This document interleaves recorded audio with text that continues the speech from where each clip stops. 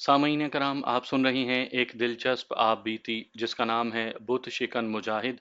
ये इस सिलसिले की किस्त नंबर 21 है।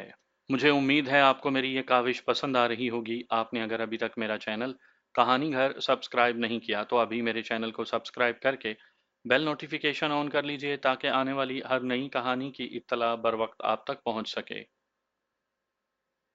2 घंटे बाद मुजाहिद कुछ नान और अचार लेकर आ गया। वो अपने साथ एक थैले में स्टेन गन्नों और लाइट मशीन गन्नों का मैगजीन और हैंड ग्रेनेड भी लाया था।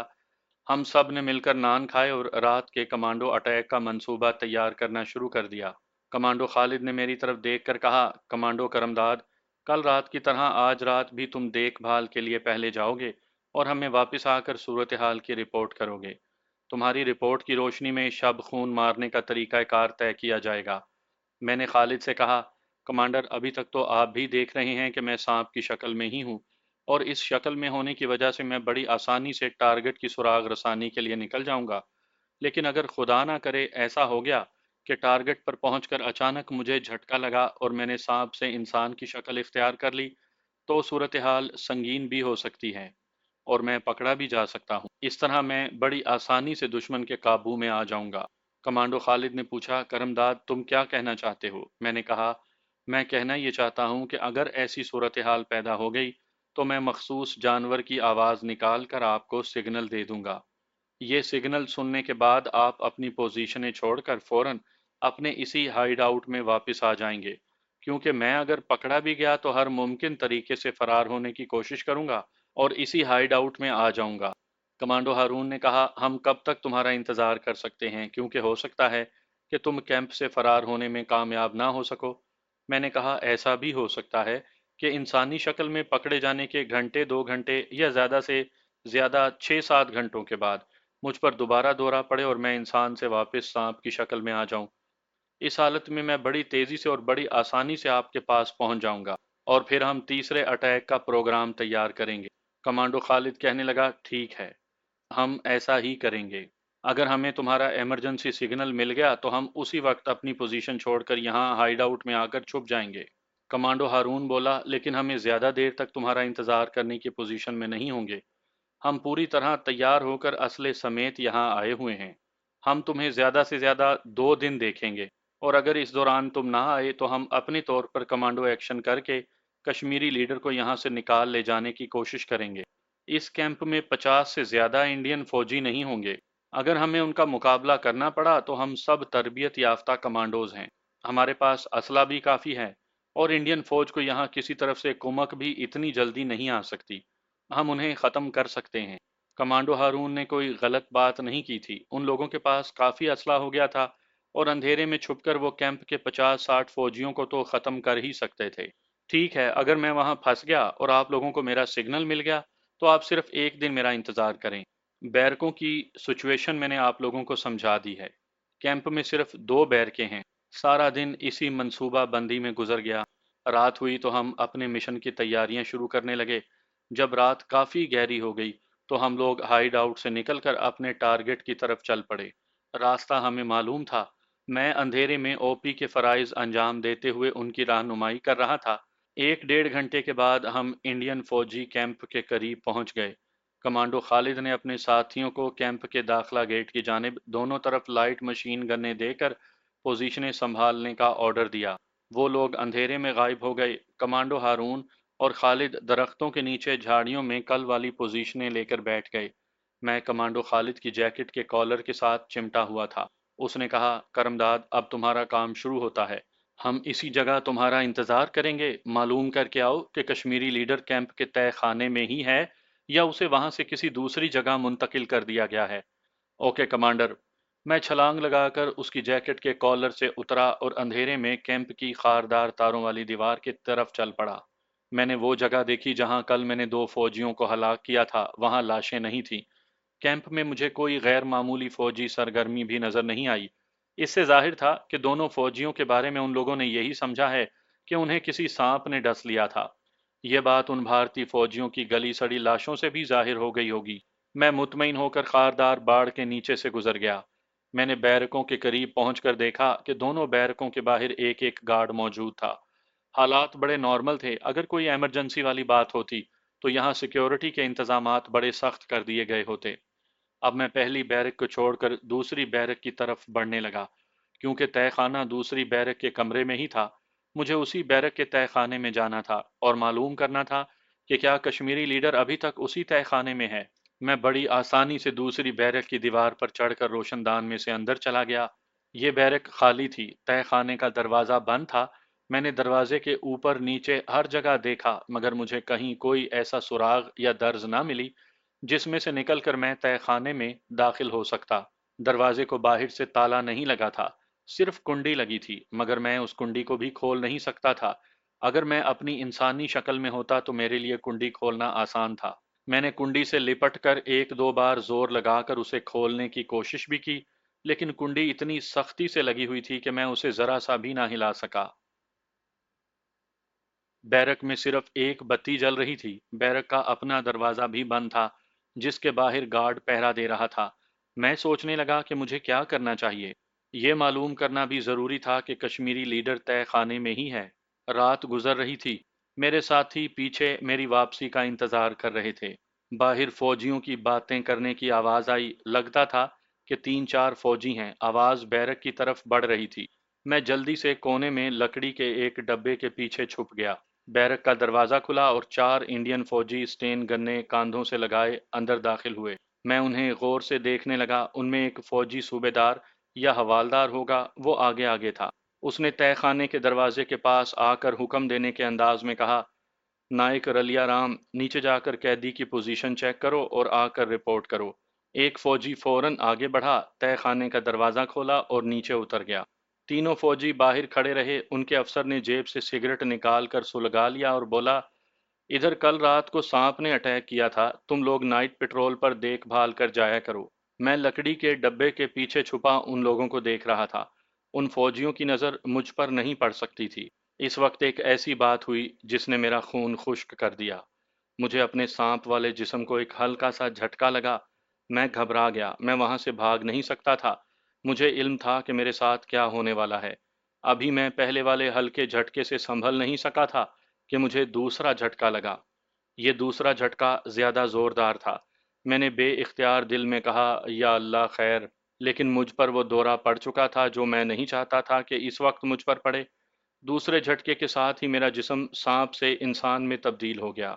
सांप की हैसियत से मैं लकड़ी के डब्बे के पीछे सारे का सारा छुपा हुआ था, लेकिन आदमी की शक्ल में आते ही मैं सबको नजर आने लगा। एक फौजी की नज़र मुझ पर पड़ी। उसने एकदम स्टेन गन कंधे से उतार कर मेरी तरफ सीधी की और बोला, हाल्ट। सब मुझे देखने लगे। उनके सूबेदार भारतीय फौजी ने सिगरेट फेंक दिया। सब ने स्टेन गनों का रुख मेरी तरफ कर दिया। सूबेदार ने कहा, ओए, ये कहाँ से आ गया? कौन हो तुम? मैं उन्हें क्या कहता कि मैं कौन हूँ और वहाँ कैसे आया। मैंने खड़े होकर बड़ी मासूमियत से कहा, जनाब, मेरा नाम वरयाम दास है। मैं सफाई का काम करता हूँ। सफाई करते करते यहाँ सो गया था। भारतीय सूबेदार ने मेरे करीब आकर मुझे गौर से देखा। तुम्हें हमने पहले इधर नहीं देखा, सच बोलो, तुम कौन हो? फिर उसने अपने फौजियों को हुक्म दिया, इसको बांध कर ले चलो।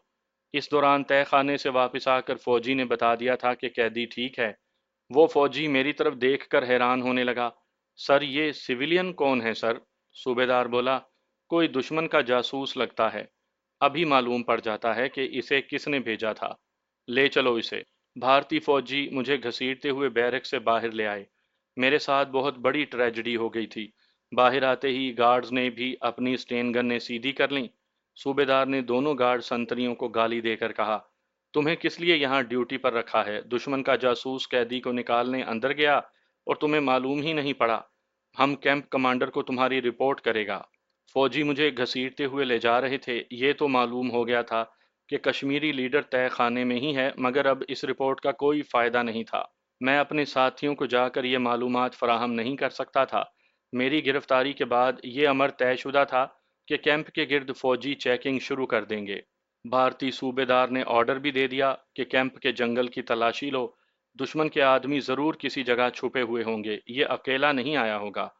ये सुनते ही मैंने अपने हलक से चीख के अंदाज में एक आवाज निकाली और साथ ही भारतीय सूबेदार से कहा, सर, मैं बेकसूर हूं, मुझे कुछ ना कहें।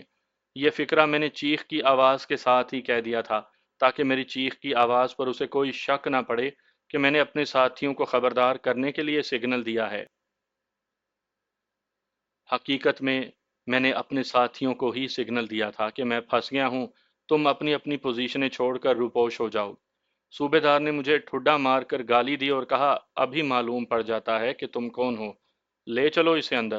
مجھے دوسری بیرک میں دھکیل دیا گیا۔ میں فرش پر چارپائیوں کے پاس گرا جن پر فوجی سو رہے تھے۔ دو تین فوجی اٹھ بیٹھے۔ کیا ہوا سر؟ ایک بھارتی فوجی نے پوچھا۔ صوبے دار نے کہا، اوئے، ادھر ہم نے کشمیر کا ایک اور کمانڈو پکڑا ہے، یہ اپنے کمانڈو ساتھی کو فرار کروانے آیا تھا۔ دو تین فوجی وہیں مجھے زد و کوب کرنے لگے۔ صوبے دار چارپائی پر بیٹھ گیا۔ اس نے کہا، کیا نام بتایا تھا تم نے؟ میں نے کہا، وریام داس سر۔ اس نے ایک فوجی کو حکم دیا کہ میری پتلون کھول کر دیکھا جائے۔ یہ ایک ایسا ثبوت تھا جس کی میں تردید کر ہی نہیں سکتا تھا۔ انہیں فوراً معلوم ہو گیا کہ میں مسلمان ہوں۔ اس کے فوراً بعد میرے ہاتھ پیچھے باندھ دیے گئے۔ میں تو ناگہانی مصیبت میں پھنس گیا تھا، لیکن مجھے اس بات کا اطمینان تھا کہ میرے سگنل کے سنتے ہی میرے ساتھی کمانڈو وہاں سے نکل چکے ہوں گے، کیونکہ اس کے فوراً بعد ادھر ادھر سے فوجیوں کے بھاگنے دوڑنے کی آوازیں آنے لگی تھیں۔ یہ بھارتی فوجی میرے ساتھیوں کو تلاش کر رہے تھے۔ بھارتی صوبے دار نے میرے منہ پر 6-7 تھپڑ مارے اور گالیاں دیتے ہوئے بولا، ہمیں معلوم ہے تم کشمیری کمانڈو ہے، تم ہمیں بتائے گا کہ تمہارا باقی ساتھی کہاں چھپا ہے، نہیں تو ہم تمہاری بوٹی بوٹی کر دے گا۔ ایک دم 6-7 تھپڑ پڑنے کے بعد میری آنکھوں کے آگے تارے ناچنے لگے۔ میرے ہاتھ بندھے تھے، میں اپنا بچاؤ بھی نہیں کر سکتا تھا۔ میرا برا حال ہو گیا۔ بھارتی صوبے دار نے حکم دیا، اس کو کوارٹر گارڈ میں لے چلو، یہ ادھر سب کچھ بتا دے گا۔ کیمپ کی چھوٹی سی کوارٹر گارڈ میں، جس کا لوہے کی سلاخوں والا دروازہ تھا، مجھے فرش پر بٹھا دیا گیا۔ بھارتی صوبے دار سامنے کرسی ڈال کر بیٹھ گیا اور مجھ سے انٹروگیشن شروع کر دی۔ وہ پوچھ رہا تھا کہ میرے دوسرے کمانڈو کشمیری ساتھی جنگل میں کہاں ہیں اور ہماری تعداد کتنی ہے۔ یہ وہ راز تھا جو میں انہیں کسی قیمت پر نہیں بتا سکتا تھا۔ میں یہی کہتا رہا کہ میں کشمیری کمانڈو نہیں۔ میں نے یہ موقف اختیار کیا کہ میں بھوپال کے ایک قریبی گاؤں میں رہتا ہوں، چھوٹی چھوٹی چوریاں کر کے گزارا کرتا ہوں۔ آج رات بھی میں کیمپ میں چوری کرنے کی نیت سے آیا تھا کہ پکڑا گیا۔ صوبے دار نے گالی دے کر کہا، تم جھوٹ بکتا ہے، کوئی چور کبھی کسی فوجی کیمپ میں چوری کرنے نہیں آتا۔ ابھی کیمپ کمانڈو کو ہم نے انفارم کر دیا ہے، وہ بڑا ظالم ہے، تمہاری بوٹی بوٹی کر دے گا۔ پھر تمہارا باپ بھی بتا دے گا کہ تمہارے ساتھی کمانڈو جنگل میں کہاں ہیں۔ باہر فوجی بوٹوں کی آواز آئی۔ صوبے دار جلدی سے کھڑا ہو گیا۔ ایک درمیانے قد کا فوجی فل وردی میں اندر آ گیا۔ اس کے کندھے پر لگے 3 پھول تھے۔ وہ کیپٹن رینک کا فوجی تھا۔ بڑی بڑی مونچھیں تھی، رنگ گہرا سانولا تھا، ہاتھ میں بید تھا۔ وہ بید کو اپنی طرف سے بجاتے ہوئے میرے سامنے کھڑا ہوا۔ اس نے صوبے دار سے پوچھا، کچھ بولا یہ؟ صوبے دار نے کہا، سر ابھی تک تو نہیں بکا۔ کیپٹن نے صوبے دار کو ڈانٹا، تم کیسا صوبے دار ہے؟ دشمن کا کمانڈو پکڑا اور اس سے ابھی تک معلوم نہیں کر سکا کہ اس کا ساتھی کہاں ہے؟ صوبے دار نے اٹینشن ہو کر کہا، سر یہ بڑا پکا بدماش ہے، ہم اس پر 3rd ڈگری استعمال میں لائے گا، پھر اس کا باپ بھی بتا دے گا۔ بھارتی کیپٹن مجھے گھور رہا تھا۔ اس نے میرا چہرہ بید سے اوپر کیا اور بولا، دیکھو ہم تمہیں ٹارچر نہیں کرے گا، ہمیں صاف صاف اپنے ساتھی کمانڈوز کا ہائیڈ آؤٹ بتا دو، ہم تمہیں آزاد کر دے گا۔ ہم تم سے وعدہ کرتا ہے کہ تمہارے ساتھیوں کو تمہارے بارے میں کچھ نہیں بتائے گا۔ میں نے کہا، سر میں کمانڈو وغیرہ نہیں ہوں، میں چور ہوں، یہاں چوری کرنے آیا تھا۔ بھارتی کیپٹن نے اتنی زور سے میرے کندھے پر بید مارا کہ میرا کندھا اور ساتھ ہی دماغ بھی سن ہو گیا۔ میں درد سے بل بلا اٹھا۔ بھارتی کیپٹن مجھے گالیاں دینے لگا، تم اس طرح نہیں بتاؤ گے، ہمیں بکانا آتا ہے۔ وہ کرسی سے اٹھا اور صوبے دار کی طرف دیکھ کر کہا، اس کو سیل نمبر 2 میں لے چلو، ہم بھی وردی بدل کر ادھر ہی آتا ہے۔ وہ چلا گیا اور اس کے بعد مجھے کوارٹر گارڈ سے نکال کر کیمپ کے 4 فوجی کھینچتے اور گھسیٹتے ہوئے کیمپ کے ایک جانب درختوں کی طرف لے آئے جہاں ایک اونچا ٹبہ تھا۔ ٹبے کے باہر کوئی سنتری وغیرہ نہیں تھا، لوہے کا ایک دروازہ تھا۔ دروازہ کھول کر مجھے اندر دھکیل دیا گیا۔ 3 انڈین فوجی میرے ساتھ تھے۔ میں نے اپنے آپ کو اندھیرے میں پایا۔ اگر میں سانپ کے روپ میں ہوتا تو اندھیرے میں دیکھ سکتا تھا۔ ایک فوجی نے بٹن دبا کر بتی روشن کر دی۔ یہ ایک تنگ سی کوٹری تھی جس کے ایک دیوار کے ساتھ لوہے کے کنڈوں میں زنجیریں لٹک رہی تھیں۔ ایک اسٹریچر پڑا تھا जिसके दोनों जानिब चमड़े के पटे बंधे हुए थे। मेरे हाथ खोल कर मुझे उठाकर स्ट्रेचर पर डाल दिया गया और मेरे हाथ दोनों कसकर बांध दिए गए। मेरे साथ जो वहशियाना सलूक होने वाला था मैं उससे वाकिफ था। दिल में इस वक्त एक ही दुआ बार बार मांग रहा था कि ए खुदा, मेरे हाल पर रहम फरमा और मुझे इंसान से दोबारा सांप बना दे। मेरे बचाव की वहां सिर्फ एक सूरत थी कि मैं इंसान से सांप की शक्ल इख्तियार कर जाऊं। उसके बाद मैं वहां से जान बचाकर फरार होने की कोशिश कर सकता था, लेकिन खुदा ने मेरी दुआ कबूल नहीं की और मैं अपनी असली इंसानी हालत में ही स्ट्रेचर पर पड़ा रहा। इतने में भारतीय कैप्टन आ गया। वो शब ख्वाबी के सिविलियन कपड़ों में था। बेद की छड़ी अब भी उसके हाथ में थी। उसके साथ एक फौजी सिपाही था जिसके हाथ में एक छोटी सी संदूकची थी। भारतीय कैप्टन के लिए फौरन एक कुर्सी आ गई। वो कुर्सी पर बैठ गया। इसके साथ ही जो फौजी सिपाही आया था उसने अपनी संदूकची स्ट्रेचर पर रखी और उसे खोलकर कुछ टटोलने लगा। भारतीय कैप्टन अब मुझसे मुखातिब था। अभी तुम्हारे पास टाइम है, अपने साथियों के बारे में बता दो। मैंने बड़ी इनकसारी के साथ कहा, मेरा कोई साथी नहीं जनाब, मैं अकेला ही रात को चोरियां करता हूँ। भारतीय कैप्टन ने अपने पास खड़े फौजी को इशारा किया। फौजी सिपाही इस दौरान संदूकची में से एक लोहे का बड़ा जंबूर निकाल चुका था। वो जंबूर हाथ में लिए मेरे चेहरे के पास आया और सिरहाने की जानिब जो फौजी खड़ा था उससे कहा, इसका मुंह खोलो जवान। फौजी ने फौरन आगे बढ़कर मेरे जबड़े खोल दिए। मैंने मुंह बंद करने की कोशिश की, लेकिन फौजी की गिरफ्त इतनी मजबूत थी कि मैं अपने जबड़ों को बिल्कुल ना हिला सका। मेरे मुंह में दूसरे फौजी ने जंबूर डालकर एकदम से मेरी एक दाढ़ को जंबूर के शिकंजे में जकड़ा और फिर इतनी जोर से झटका दिया कि मेरी चीख निकल गई। ऐसा शदीद दर्द हुआ जैसे किसी ने मेरे सर पर लोहे की सलाख ठोंक दी हो। मुझे अपने होंठों से खून बहता हुआ महसूस होने लगा। खुदा जाने मेरी पूरी दाढ़ उखड़ी थी या आधी टूट गई थी, लेकिन दर्द का ये आलम था कि मैं ज़िबा किए जाने वाले ऊंट की तरह बिलबिला रहा था। मुझे भारतीय कैप्टन की करख्त आवाज़ सुनाई दी, हम एक एक करके तुम्हारे सब दांत उखाड़ देगा, नहीं तो अपने साथियों का ठिकाना बता दो। इस वक्त जिस फौजी ने मेरे जबड़े खोले हुए थे उसने हाथ उठा लिए। मेरा मुंह जैसे खून से भर गया था। मैं सिवाय दर्द की शिद्दत से कराहने के और कुछ ना बोल सका। भारतीय कैप्टन ने अपना फिक्रा दोहराया। मैंने कराहते हुए कहा, मेरा कोई साथी नहीं, मैं तो गरीब चोर हूँ, चलो एक्शन करो। भारतीय कैप्टन ने फिर हुक्म दिया। मेरे सर पर खड़े फौजी ने फौरन मेरा जबड़ा पकड़कर खोल दिया। दूसरे फौजी ने फौरन जंबूर मेरे मुंह में डालकर दूसरी कतार में एक दाढ़ को शिकंजे में पकड़ा और जबरदस्त झटका देकर मेरी दूसरी दाढ़ को भी निकाल दिया। मेरे हलक से डकराने की आवाज निकली। ये आवाज ऐसी थी जैसे आप किसी भैंस की आधी गर्दन काट कर उसे छोड़ दें।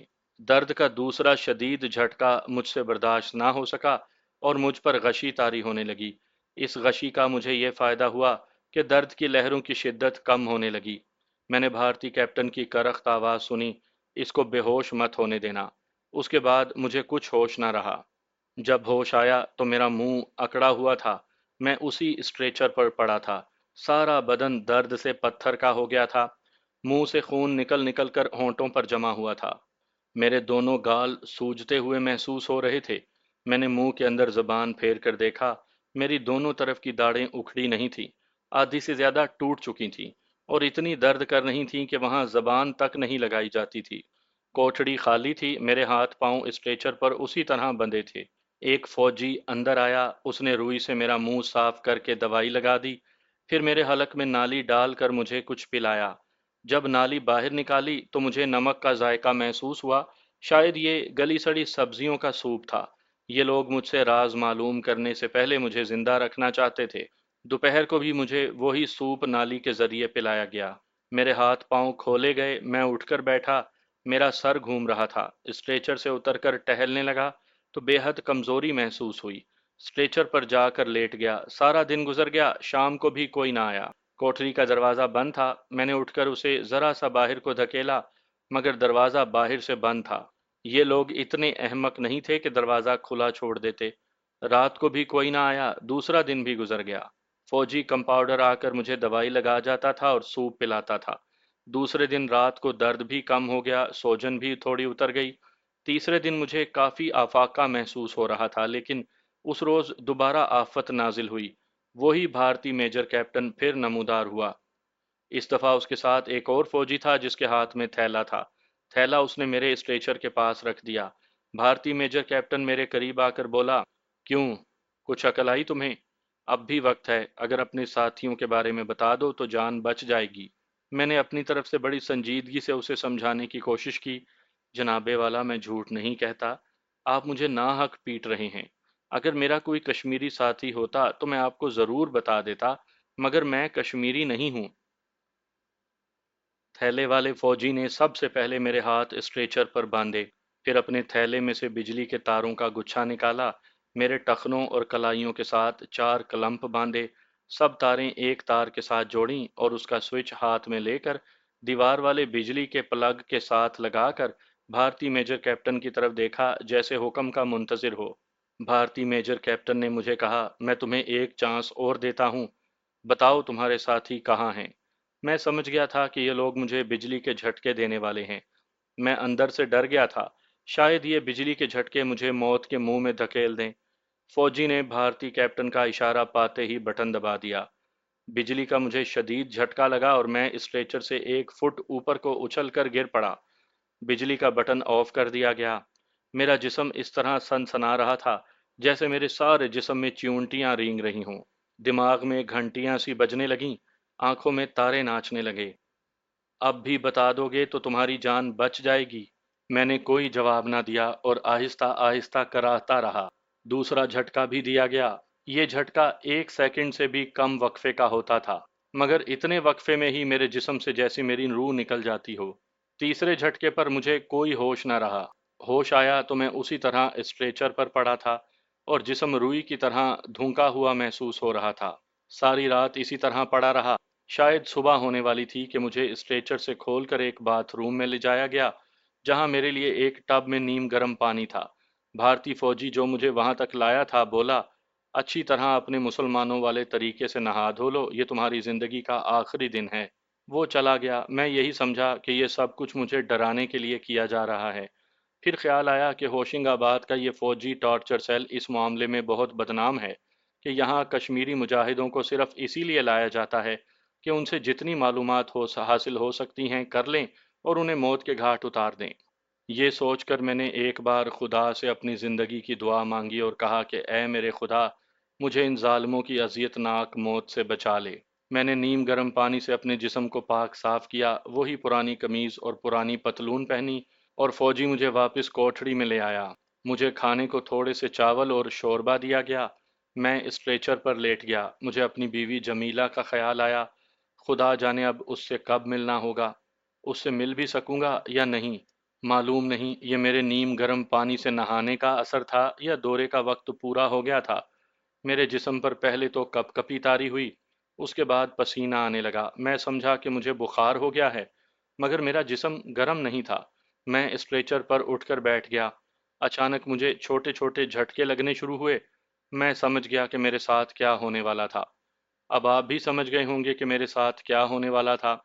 मैं बहुत खुश हुआ, क्योंकि मैं सांप की शक्ल इख्तियार करने वाला था, और सिर्फ सांप की शक्ल में आकर ही मैं इन दरिंदों की कैद से ना सिर्फ आज़ाद हो सकता था, बल्कि इनसे अपने ऊपर किए गए वहशियाना तशद्दुद का इंतकाम भी ले सकता था।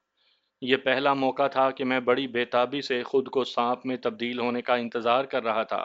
मैंने गैर शऊरी तौर पर आंखें बंद कर लीं। फिर जैसा कि हुआ करता था, मुझे मेरे जिस्म का बोझ हल्का महसूस होने लगा। मैंने अपना बाजू ऊपर उठाया तो मुझे उसका बोझ बहुत ही हल्का हल्का लगा।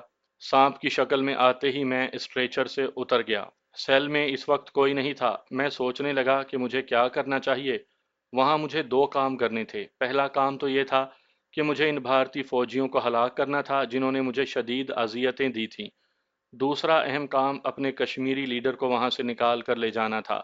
मैंने कैंप कमांडर मेजर कैप्टन की शक्ल तो देख रखी थी, मगर मुझे मालूम नहीं था कि वो इस वक्त कहाँ होगा। इस कोठरी में मेरा ज्यादा देर ठहरना भी ठीक नहीं था। कोई फौजी अंदर आ जाता तो वो मुझे देख सकता था और हलाक कर सकता था। मैं दरवाजे की तरफ बढ़ा कि यहाँ से तो बाहर निकलूं, बाहर जाकर कहीं छुप जाऊंगा। जैसे ही मैं दरवाजे की तरफ बढ़ा, बाहर से एक फौजी दरवाजा खोलकर अंदर आया। ये वही फौजी था जिसने मुझे बिजली के झटके दिए थे। वो हिंदू था। उसे भारतीय मेजर कैप्टन ने उसके हिंदू नाम से एक बार पुकारा था। मुझे ख्याल आया کہ کہیں یہ کوئی مسلمان نہ ہو، کیونکہ انڈین آرمی میں تھوڑے بہت صحیح مگر مسلمان فوجی بھی ہوتے ہیں، اور میں اپنے کسی مسلمان بھائی کو ڈسنا نہیں چاہتا تھا، خواہ اس کے ہاتھوں میں مجھے کتنی ہی تکلیف کیوں نہ پہنچی ہو۔ میں جلدی سے کونے میں چھپ گیا۔ ایک تو میں چھوٹا سا سانپ تھا، دوسرا میرا رنگ بھورا تھا، میں تھوڑے سے اندھیرے میں بھی نظر نہیں آتا تھا۔ بھارتی فوجی نے اسٹریچر کو دیکھا، میں وہاں نہیں تھا، وہ اپنے آپ سے کہنے لگا، یہ سالہ کدھر چلا گیا؟ میں نے انسانی آواز میں کہا، میں تمہارا باپ اسٹریچر کے پاس ہوں۔ بھارتی فوجی نے چونک کر دائیں بائیں دیکھا کہ یہ آواز کہاں سے آئی ہے، کمرے میں تو کوئی نہیں۔ میں نے دیکھ لیا تھا کہ اس کے پاس کوئی ہتھیار نہیں تھا، وہ مجھے ہلاک نہیں کر سکتا تھا۔ میں کونے میں سے نکل کر اس کے سامنے آ گیا۔ اس نے اپنے سامنے ایک سانپ کو پھن پھیلاتے دیکھا تو تھر تھر کانپنے لگا، مگر فوراً ہی اس نے آگے بڑھ کر مجھے ٹھڈا مار کر ہلاک کرنا چاہا تو میں اس کی ٹانگ سے لپٹ گیا۔ اس نے گھبرا کر اپنی ٹانگ پر ہاتھ مار کر مجھے ہٹانے کی کوشش کی، میں نے اس کے ہاتھ پر ڈس لیا اور اچھل کر پرے ہو گیا۔ بھارتی فوجی کے جسم میں میرے زہر کا داخل ہونا ہی شرط تھا۔ جیسے ہی اس کے خون نے میرے زہر کا ذائقہ چکھا، وہ وہیں ڈھیر ہو گیا۔ یہ کوٹھڑی جہاں مجھے اسٹریچر پر باندھ کر وحشیانہ تشدد کا نشانہ بنایا گیا تھا، دونوں فوجی بیرکوں سے ذرا ہٹ کر عقب میں تھی۔ میں نے دروازے میں سے سر باہر نکالا تو دیکھا کہ باہر صبح کا دھندلا دھندلا اجالا تھا۔ مجھے سب سے پہلے یہ معلوم کرنا تھا کہ کشمیری لیڈر تہہ خانے میں ہے۔ کیمپ کی زمین پر جگہ جگہ گھاس اور جھاڑیاں تھیں، میں بڑی آسانی سے چھپ کر رینگ سکتا تھا۔ میں اس بیرک کی طرف بڑھا جس کے اندر تہہ خانے والا ٹارچر سیل تھا۔ ایک چھوٹے سانپ کے لیے ایک جگہ سے دوسری جگہ جانا جہاں جھاڑ جھنکاڑ کافی ہو کوئی مشکل نہیں۔ دن کے وقت بیرک کے باہر کوئی فوجی گارڈ نہیں تھا۔ دو تین انڈین فوجی جوان ادھر ادھر نظر آئے۔ کچن کی طرف سے بھی کچھ فوجی جوانوں کے کہے لگانے کی آواز آ جاتی تھی۔ یہ وقت ایسا تھا کہ کیمپ کے تقریباً سبھی فوجی ناشتے میں مشغول تھے۔ اس کے باوجود میں نے بیرک کے دروازے میں سے اندر جانے کا خطرہ مول نہیں لیا۔ میں پچھلی دیوار پر چڑھ کر روشن دان کی سلاخوں میں سے بیرک میں اتر گیا۔ بیرک خالی تھی۔ پھر وہی مسئلہ درپیش ہونے والا تھا کہ تہہ خانے کا دروازہ اگر بند ہوا تو میں اندر کیسے جاؤں گا؟ دروازہ تو واقعی بند تھا۔ میں ایک طرف چھپ کر اپنے انسانی دماغ سے سوچنے لگا کہ تہہ خانے میں کیسے اترا جائے۔ ایک تو وہ صبح کا وقت تھا، دوسرے اتفاق ایسا ہوا کہ عین اس وقت ایک بھارتی فوجی ٹین کے مگ میں شاید چائے یا گلی سڑی سبزیوں کا سوپ لے کر بیرک میں داخل ہوا۔ اس نے تہہ خانے والے دروازے کی چٹخنی کھولی اور نیچے اتر گیا۔ میں بھی اس کے پیچھے پیچھے اتر گیا۔ سیڑھیوں میں اندھیرا تھا۔ آخری سیڑھیوں پر تہہ خانے میں جلتے ہوئے چھوٹے سے بلب کی کمزور روشنی پڑ رہی تھی۔ میں سیڑھیوں سے ہٹ کر کونے میں چھپ گیا۔ میں نے کشمیری لیڈر کو دیکھ لیا تھا، وہ فرش پر بازو پر سر رکھ کر سمٹا ہوا پڑا تھا۔ بھارتی فوجی نے اس کے پاؤں پر ٹھڈا مار کر کہا، اٹھو چائے پی لو۔ ساتھ ہی اس نے اپنی جیب میں سے روٹی نکال کر اس کے آگے رکھ دی اور چلا گیا۔ کشمیری لیڈر کچھ دیر ویسے ہی ٹانگیں اکٹھی کیے لیٹا رہا، پھر اس نے اٹھ کر کلمہ پڑھا اور اپنے چہرے پر دونوں ہاتھ پھیر کر اللہ تعالیٰ سے جہاد کشمیر کی فتح کی دعا مانگی اور سوکھی روٹی کھانے اور چائے پینے لگا۔ کمبخت بھارتی فوجی جاتے ہوئے ایک بار پھر باہر سے دروازے کو چٹخنی لگا گیا تھا۔ اس کا مطلب تھا کہ میں باہر نہیں جا سکتا تھا۔ میں کونے کے اندھیرے میں چھپ کر بیٹھا کشمیری لیڈر کو بڑی بے بسی کے ساتھ سوکھی روٹی کھاتے دیکھتا رہا اور سوچ رہا تھا کہ کیا اس پر اپنا آپ ظاہر کر دوں؟ ایک سانپ کو انسانی آواز میں بات کرتے دیکھ کر اس پر کیا اثر ہوگا؟ یہی سوال مجھے پریشان کر رہا تھا، لیکن اس سے بات کرنا اور اسے اپنے منصوبے کے بارے میں بتانا بہت ضروری تھا۔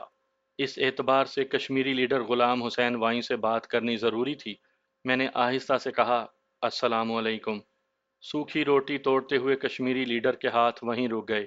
اس نے حیران سا ہو کر جس طرف سے آواز آئی تھی اس طرف دیکھا۔ میں اسے نظر نہیں آیا۔ میں نے کہا، وائیں صاحب، میں کوئی غیبی روح نہیں ہوں، میں بھی آپ کی طرح انسان ہوں اور جہاد کشمیر کا ایک ادنا سپاہی ہوں۔ اگر آپ مجھے یقین دلا دیں کہ آپ مجھے دیکھ کر سراسیما نہیں ہوں گے تو میں اپنا آپ پر ظاہر کر دوں گا۔ کشمیری لیڈر کے لیے یہ ایک غیبی آواز تھی، کیونکہ میں اسے سانپ کے روپ میں بھی دکھائی نہیں دے رہا تھا۔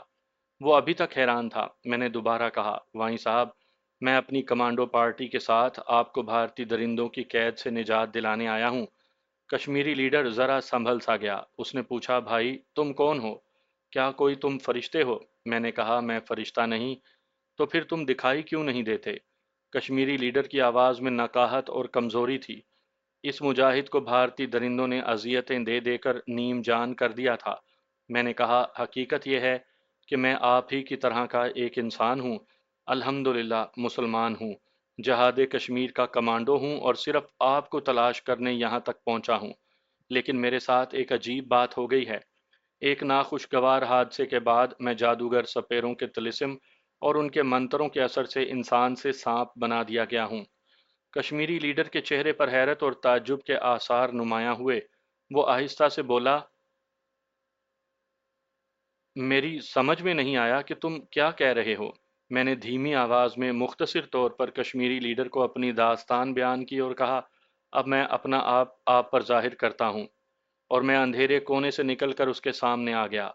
कश्मीरी लीडर ने हाथ में पकड़ी हुई सूखी रोटी वहीं रख दी और जरा पीछे हट गया। मैंने कहा, डरने की कोई जरूरत नहीं, मैं तुम्हारा दोस्त हूँ और जैसा कि मैं बता चुका हूँ कि मेरा नाम करमदाद है और जिहाद कश्मीर का मुजाहिद हूँ। थोड़ी सी गुफ्तगू के बाद कश्मीरी लीडर ने मुझे सांप के रूप में जहनी तौर पर कबूल कर लिया। हम बड़ी आहिस्ता आवाज में बातें कर रहे थे। मैंने कश्मीरी लीडर से कहा, मैं आपको यहाँ से निकाल कर ले जाना चाहता हूँ। जंगल में हमारा एक खुफिया ठिकाना है। आपको वहाँ छुपाकर मैं अपने साथियों को इत्तला देने जाऊंगा और फिर हम रात के अंधेरे में आपको भोपाल ले जाएंगे। कश्मीरी लीडर ने कोई जवाब नहीं दिया। वो मेरी तरफ बड़ी गौर से देख रहा था। मैंने आहिस्ता से पूछा, क्या तुम्हें अभी तक यकीन नहीं आया कि मैं इंसान हूँ और आर्जी तौर पर सांप की शक्ल इख्तियार किए हुए हूँ? कश्मीरी लीडर ने कहा, कुर्बान जाऊं खुदा की कुदरत के, मैं जो कुछ देख रहा हूँ ये मैंने जिंदगी में पहले कभी नहीं देखा। भाई, मुझे यकीन नहीं आता, लेकिन यकीन करना ही पड़ रहा है। लेकिन मुझे यहाँ से निकाल कर ले जाना इतना आसान नहीं। मैंने कश्मीरी लीडर को मुख्तसर अल्फाज में समझा दिया था कि हमारी कमांडो पार्टी का प्लान क्या है। जब उसने वहां से मेरे साथ अकेले फरार होने की मुश्किलात का जिक्र किया तो मैंने कहा, सांप की हैसियत से मुझे कुछ ऐसी सहूलतें हासिल हैं जो हमारी कमांडो पार्टी को हासिल नहीं हो सकती। इसलिए मुझे यकीन है कि मैं आपको यहाँ से निकाल कर ले जाऊंगा। हमें सिर्फ रात का अंधेरा होने का इंतजार करना होगा। तुम मुझे ये बताओ कि क्या रात के वक्त यहाँ कोई संतरी तुम्हारे लिए कुछ लेकर आता है? उसने कहा, हाँ, एक संतरी सूखी रोटी और चाय का मग लाता है। मैंने कहा, यह बताकर मेरा काम आसान कर दिया। कश्मीरी लीडर आहिस्ता आहिस्ता सूखी रोटी खा रहा था। उसने टीन का मग खाली करके एक तरफ रखा और हाथ उठाकर अल्लाह का शुक्र अदा किया। अपने चेहरे पर दोनों हाथ फेरे और वहीं लेटते हुए बोला, कमजोरी की वजह से मैं ज्यादा देर बैठ नहीं सकता। मैंने कहा, तुम बेशक आराम करो, मैं कोने में छुप जाता हूँ। और मैं टॉर्चर सेल के कोने में छुप कर बैठ गया। ऊपर बैरक में फौजियों की आवाजें आने लगीं। कश्मीरी लीडर तो उसी तरह फर्श पर पड़ा रहा, मगर मैं होशियार हो गया। मुझे मालूम था कि मैं स्ट्रेचर वाले टॉर्चर सेल में एक भारतीय सिपाही को डस आया हूँ और उन लोगों को उसकी लाश का इल्म हो गया होगा और बहुत मुमकिन है कि वो सांप को मारने के लिए उसे इधर उधर तलाश कर रहे हों, क्योंकि भारतीय सिपाही की लाश से साफ जाहिर हो रहा होगा कि उसे सांप ने काटा है। मेरा अंदाजा गलत नहीं था। दो सिपाही दरवाजा खोलकर सीढ़ियां उतरने लगे। मैं तेजी से दीवार पर चढ़कर छत की कड़ियों में एक जगह छुप गया। फौजी सिपाहियों ने अंदर आकर इधर उधर देखना शुरू किया। मैंने देखा, एक फौजी के हाथ में डंडा था और दूसरे के हाथ में घास काटने वाला लंबा छुरा था। कश्मीरी लीडर उठकर बैठ गया। एक सिपाही ने कहा, यहाँ कोई सांप तो नहीं आया? कश्मीरी लीडर ने कहा, मैंने तो नहीं देखा। दूसरा फौजी सिपाही बोला, सांप आता तो इसको डस कर मार न डालता। चलो बाहर झाड़ियों में चलकर देखते हैं। पहला फौजी कहने लगा, देख लेते हैं, कहीं इधर उधर छुपा हुआ ना हो। वो सांप से डर भी रहे थे। बड़ी एहतियात से कोठरी में उन्होंने दाएं बाएं देखा और जल्दी से सीढ़ियों की तरफ आ गए। यहाँ नहीं है, झाड़ियों में होगा। जब वो बाहर निकल गए और उन्होंने दरवाजा बंद करके चिटखनी लगा दी तो कश्मीरी लीडर ने उस कोने की तरफ देखा जहां मैं उसके सामने जाकर छुपा था। मैं छत पर से नीचे उतरा और उसी धीमी आवाज में सारी रुदात सुना दी कि किस तरह मैंने थोड़ी देर पहले इस इंडियन फौजी को बैरक में डस कर मौत की नींद सुलाया था, जिसने मुझे बिजली के झटके दिए थे। मैंने उस लीडर को यह भी बताया कि मैं किसी भी वक्त वापस इंसानी रूप में आ सकता हूँ। मैं दोबारा छत पर जाकर छुप गया। कश्मीरी लीडर दोबारा लेट गया। दिन गुजरता गया। तय खाने में होने की वजह से बाहर की आवाजें बहुत कम सुनाई देती थीं। कुछ मालूम नहीं था कि बाहर कितना दिन और कितना वक्त गुजरा है। जिस संतरी ने कश्मीरी लीडर के लिए सूखी रोटी और पानी या गली सड़ी सब्जियों का सूप लेकर आना था, بس اسی کی آمد سے ہمیں معلوم ہونا تھا کہ باہر رات ہو گئی ہے۔ کافی وقت گزر گیا، تہہ خانے کا دروازہ کھلنے کی آواز آئی۔ میں چوکنا ہو گیا اور نیچے دیکھنے لگا۔ سیڑھیوں پر قدموں کی آواز آئی۔ یہ دو بھارتی سپاہی تھے، ایک کے ہاتھ میں ٹین کا مگ اور اس کے اوپر سوکھی روٹی رکھی تھی، دوسرے نے سٹین گن اٹھائی ہوئی تھی۔ سٹین گن والا فوجی سیڑھیوں کے پاس رک گیا۔ دوسرے فوجی نے مگ اور روٹی کشمیری لیڈر کے ہاتھوں میں دی اور کہا، کیمپ کمانڈر صاحب نے کہا ہے کہ آج روٹی چائے کھا لو، صبح تمہیں شوٹ کر دیا جائے گا۔ یہ کہہ کر وہ سیڑھیوں کی طرف بڑھا اور سٹین گن بردار سپاہی کو کہنے لگا، جب تک یہ قیدی راشن کھاتا ہے اس کو گارڈ کرو، یہ ٹین کا ڈبہ توڑ کر خودکشی نہ کر لے، مجھے کمانڈر صاحب کو جا کر رپورٹ کرنی ہے۔ وہ چلا گیا۔ سٹین گن والا فوجی سیڑھیوں سے ہٹ کر کشمیری لیڈر کے سر پر آ کر کھڑا ہو گیا۔ کشمیری لیڈر سر جھکائے فرش پر بیٹھا آہستہ آہستہ روٹی چبانے کی کوشش کر رہا تھا۔ پہلا سپاہی جو باہر گیا تھا اس نے تہہ خانے کا دروازہ ضرور بند کر دیا تھا، مگر چٹخنی نہیں لگائی تھی کیونکہ مجھے چٹخنی لگانے کی آواز نہیں آئی تھی۔ ضرور باہر رات ہو گئی ہوگی اور اب مجھے اپنا کمانڈو آپریشن شروع کرنا تھا۔ وقت زیادہ نہیں تھا۔ میں نے چھت کی کڑیوں میں سے انڈین فوجی کو دیکھا۔ پہلے تو وہ کشمیری لیڈر کے ارد گرد ٹہلتا رہا، پھر اس کے بالکل سامنے آ کر کھڑا ہوا اور اسے غور سے دیکھنا شروع کیا۔ میں چاہتا تھا کہ وہ پوزیشن میں آ جائے۔ میں چھت کی کڑیوں میں رینگ کر اس کے عقب میں دیوار کے پاس آ گیا، پھر بڑے آرام سے رینگتا ہوا دیوار سے اتر کر فرش پر آیا۔ میں نے ٹارگٹ پر حملے کا سارا نقشہ ذہن میں بنا لیا تھا۔ میں بھارتی سپاہی کی طرف اس کے عقب میں آگے بڑھا۔ وہ اسی طرح سٹین گن ہاتھ میں لیے کھڑا کشمیری لیڈر کو دیکھ رہا تھا۔ کہنے لگا، کیوں دوسروں کی خاطر اپنی جان گنواتے ہو؟ صبح صبح تمہیں گولی مار دی جائے گی۔ کیمپ کمانڈر کو اپنے ساتھیوں کے نام پتے بتا دو، نہیں تو مجھے ہی بتا دو، تمہاری جان بچ جائے گی۔ کشمیری لیڈر نے کوئی جواب نہیں دیا اور آہستہ آہستہ روٹی چبا کر نگلنے کی کوشش کرتا رہا۔ اس دوران میں فرش پر رینگتا ہوا بھارتی سپاہی کے فوجی کے بوٹوں کے پاس آ گیا تھا۔ میں اسے پتلون کے اندر جا کر پنڈلی پر ڈسنا چاہتا تھا۔ میں اس کے بوٹوں پر چڑھا۔ کشمیری لیڈر مجھے برابر دیکھ رہا تھا اور خاموش تھا۔ فوجی سپاہی کے بوٹ اتنے بھاری تھے کہ اسے سانپ کے چڑھنے اور رینگنے کا بالکل احساس نہیں تھا۔ میں نے ایک لمحہ بھی ضائع نہ کیا اور بجلی جیسی تیزی سے اس کی پنڈلی پر ڈس لیا۔ ڈسا بھی اتنا شدت سے کہ ضرورت سے زیادہ زہر اس کے خون میں شامل کر دیا۔ میرے زہر کا پہلا اثر یہ ہوا کہ اس کا سارا بدن سن ہوا اور وہ اپنا توازن برقرار نہیں رکھ سکا۔ اس کے ساتھ ہی گر پڑا اور اس کے ناک اور منہ سے خون جاری ہوا۔ اس کے بعد جسم پھٹنے لگا۔ غنیمت یہ ہوئی کہ وہ کشمیری لیڈر کے اوپر نہیں گرا بلکہ پہلو کی طرف گرا۔ میں نے کشمیری لیڈر سے کہا، غلام حسین سٹین گن اٹھا لو، میں تمہارے کندھے پر آ رہا ہوں۔ کشمیری لیڈر جلدی سے اٹھا اور اس نے فرش پر گرے ہوئے بھارتی فوجی کی سٹین گن اٹھا لی۔ میں فوجی کی پتلون سے باہر آ گیا تھا۔ میں اچھل کر کشمیری لیڈر کے کندھے سے چمٹا۔ وہ ذرا گھبرایا۔ میں نے کہا، گھبراؤ نہیں اور جلدی سے اوپر چلو۔ فکر نہ کرو، میں سانپ ہونے کی وجہ سے اندھیرے میں دیکھ سکتا ہوں۔ تمہیں جدھر چلنے کو کہوں ادھر کو ہی چلنا۔ کشمیری لیڈر کوئی اناڑی نہیں تھا، باقاعدہ تربیت یافتہ کمانڈو تھا اور مقبوضہ کشمیر کے محاذ پر انڈین آرمی کے ساتھ لڑ بھی چکا تھا۔ رہائی کا سنہری موقع دیکھ کر اس میں تھوڑی بہت طاقت بھی آ گئی تھی۔ آہستہ سے بولا، ایسے ہی کروں گا، فکر نہ کرو۔ وہ سٹین گن ہاتھوں میں پکڑے تہہ خانے کی سیڑھیاں چڑھ کر دروازے کے پاس آ کر رک گیا۔ میں نے سرگوشی میں کہا، دروازے کو ذرا سا کھولو۔ اس نے ایسے ہی کیا۔ میں نے کہا، میں باہر جا کر دیکھتا ہوں، تم اسی جگہ چھپ کر بیٹھ جاؤ۔ وہ وہیں سیڑھیوں میں بیٹھ گیا۔ میں اس کے کندھے سے اترا اور ذرا سی کھلے ہوئے دروازے میں سے باہر آ گیا۔ باہر رات کا اندھیرا پھیل چکا تھا۔ کچھ فاصلے پر دونوں بیرکوں کی بتیاں روشن تھیں۔ کوارٹر گارڈ اور لنگر خانے کی طرف بھی روشنی تھی۔ کسی فوجی گاڑی کا انجن ایک دم سٹارٹ ہوا اور پھر اپنے آپ رک گیا۔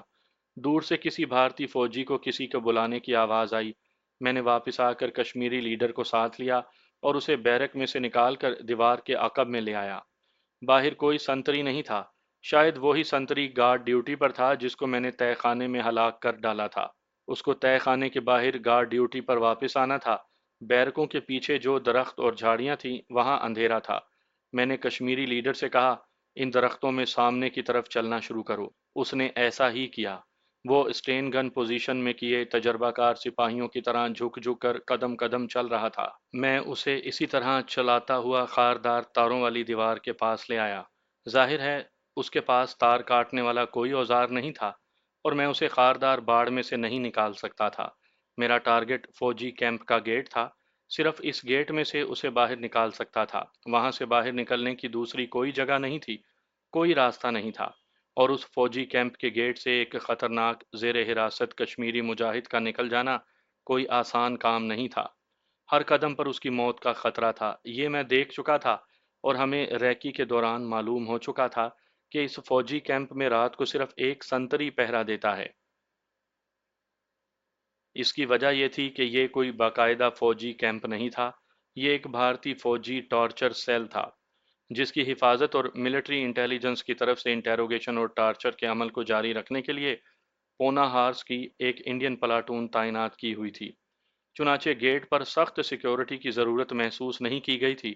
گیٹ پر کوئی گارڈ روم بھی نہیں تھا، چھوٹا سا ایک کھوکھا ایک طرف بنا تھا جہاں گارڈ سنتری بارش کے وقت آ جاتا تھا، لیکن کوارٹر گارڈ وہاں سے چند قدموں کے فاصلے پر تھا، اور اگر مجھ سے ذرا سی بے احتیاطی ہو جاتی تو سنتری گارڈ فائر کر کے سارے کیمپ کو الرٹ کر سکتا تھا اور ہمیں گھیرے میں لیا جا سکتا تھا۔ سٹین گن کا میگزین زیادہ دیر تک کشمیری لیڈر کا ساتھ نہیں دے سکتا تھا۔ یہ سارے حقائق میرے ذہن میں تھے اور مجھے ایک ایک قدم سوچ سمجھ کر اٹھانا تھا۔ میں کشمیری لیڈر کے کندھے سے چمٹا ہوا تھا اور سر اٹھا کر سامنے بڑے غور سے دیکھ رہا تھا۔ چونکہ مجھے اندھیرے میں ایک ایک چیز، ایک ایک درخت صاف نظر آ رہا تھا، اس لیے میں کشمیری لیڈر کو بڑی اچھی طرح گائیڈ کر رہا تھا۔ ہم خاردار تاروں کے بالکل ساتھ ساتھ جا رہے تھے۔ کشمیری لیڈر جھک کر چل رہا تھا۔ کیمپ کے گیٹ کے قریب پہنچ کر میں نے کشمیری لیڈر سے کہا، یہاں جھاڑیوں میں بیٹھو، میں آگے دیکھتا ہوں، کچھ بھی ہو جائے فائر مت کرنا۔ میں خاردار تاروں کے ساتھ ساتھ رینگتا گیٹ کے پاس آ گیا۔ مجھے کوئی اتنی جلدی نہیں دیکھ سکتا تھا۔ گارڈ ڈیوٹی پر جو سنتری تھا وہ بند گیٹ کے آگے ٹہل رہا تھا۔ یہ گیٹ زمین سے 3-4 فٹ اونچا تھا اور بانسوں کو آڑے ترچھے لگا کر بنایا گیا تھا۔ یہ کوئی باقاعدہ دروازہ نہیں تھا، محض رکاوٹ کے طور پر لگایا گیا تھا۔ چاروں طرف میں نے نگاہیں دوڑائیں، صرف کوارٹر گارڈ کے پاس دو فوجی کھڑے باتیں کر رہے تھے اور ان کے وہاں سے میں جانے کا انتظار کرنے لگا۔ تھوڑی دیر بعد وہ بیرکوں کی طرف چل دیے۔ اب میری ساری توجہ گیٹ سنتری کی طرف تھی۔ میں اسے بڑے غور سے دیکھ رہا تھا، یہ میرا ٹارگٹ تھا جس پر مجھے حملہ کرنا تھا۔ وہ کسی جگہ رکتا نہیں تھا، 4 قدم چل کر گیٹ کے اس طرف آتا، پھر ٹہلتا ہوا گیٹ کے دوسری طرف جاتا۔ سٹین گن اس نے کندھے سے لٹکائی ہوئی تھی، مجھے صرف یہی ٹارگٹ مارنا تھا۔ آگے راستہ صاف تھا۔ مجھے یقین نہیں آ رہا تھا کہ میں کشمیری لیڈر کو اتنی جلدی ٹارچر سیل سے نکال کر لے آیا ہوں۔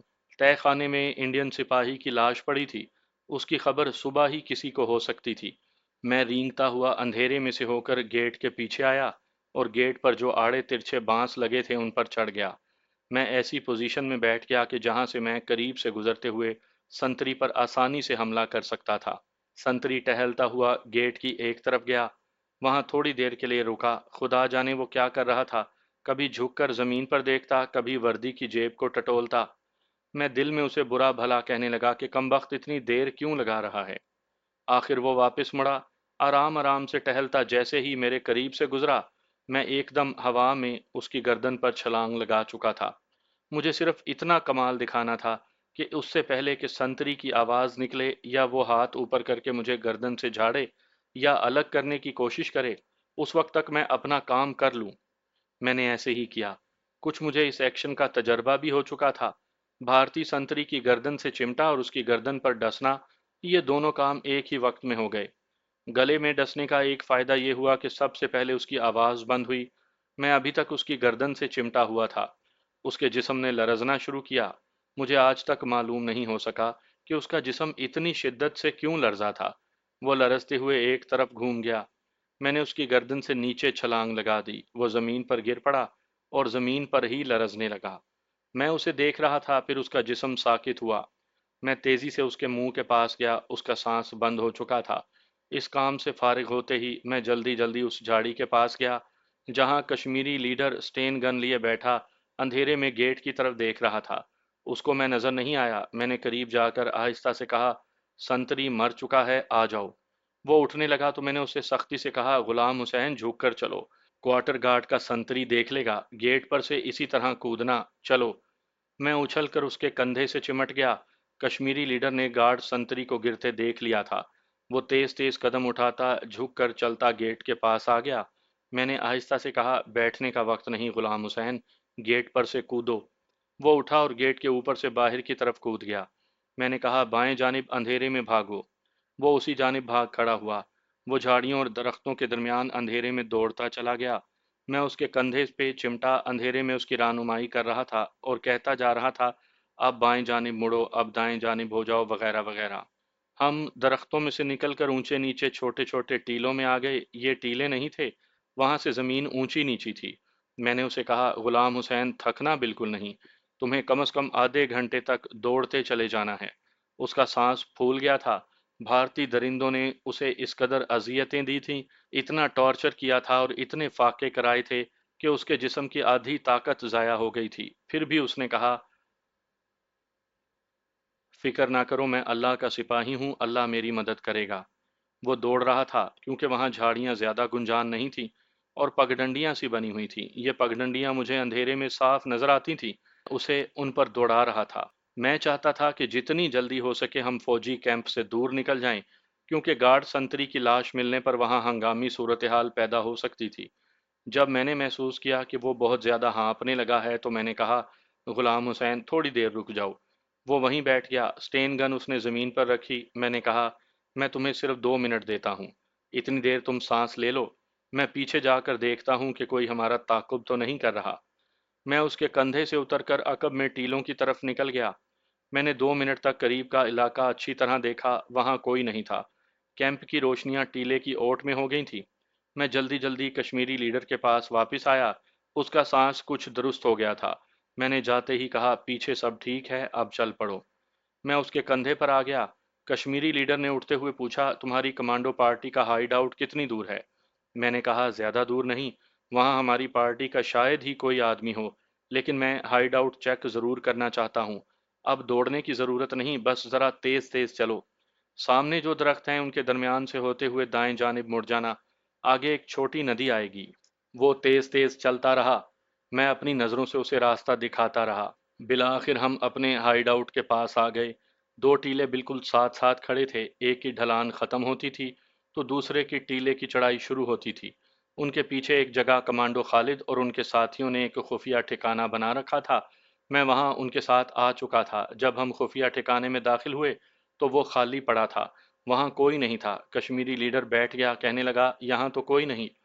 मैंने उसे बताया कि कमांडो पार्टी मेरा 2 दिन इंतजार करने के बाद तयशुदा प्रोग्राम के मुताबिक यहाँ से भोपाल रवाना हो गई होगी। वो कहने लगा, भोपाल तो यहाँ से काफी दूर होगा। मैंने कहा, इतनी दूर भी नहीं, आगे एक कस्बा है जहाँ से लारियां और यक्के भोपाल की तरफ जाते हैं, मगर हम उस तरफ नहीं जाएंगे। तो फिर भोपाल कैसे पहुंचेंगे? उसने पूछा। मैं खुद यही सोच रहा था।